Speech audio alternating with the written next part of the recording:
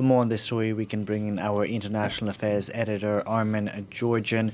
Armen, one of the goals with impeachment is to stop Donald Trump from running again. Can he be prevented from running?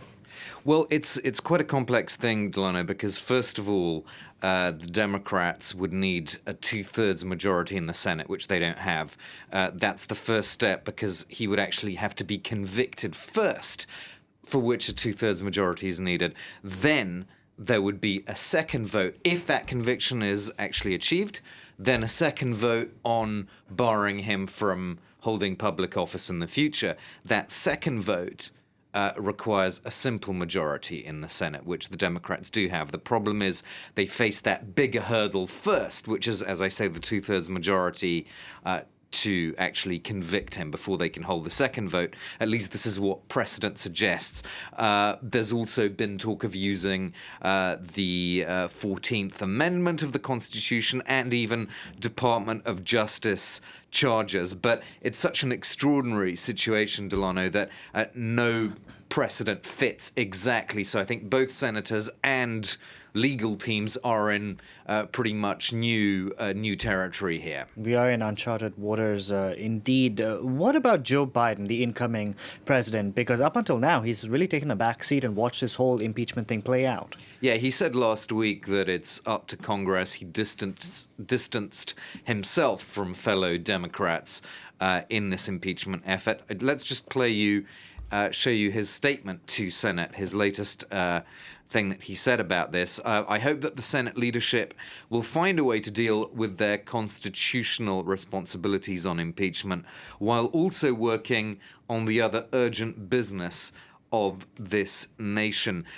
It sounds from there as though his emphasis has slightly shifted, so he seems to be going along a little bit more with the idea of an impeachment, but he has been very he has underlined, at least over the last 10 days, that he really wants the focus to be on coronavirus relief and his whole legislative agenda. And I think there is... And his confirmations, of course. Yeah, exactly. And I mean, the thing that will change, remember, once the newly elected Democratic senators from Georgia are actually seated, at that point, Chuck Schumer becomes the majority leader in Senate, which means Democrats do have more control over parliamentary time. So that could be, I suppose, a positive thing for Joe Biden in the sense that Democrats will then allot some time to impeachment, but probably a lot more time, at least this is what Biden hopes, to as you say, getting the appointments through and everything like that.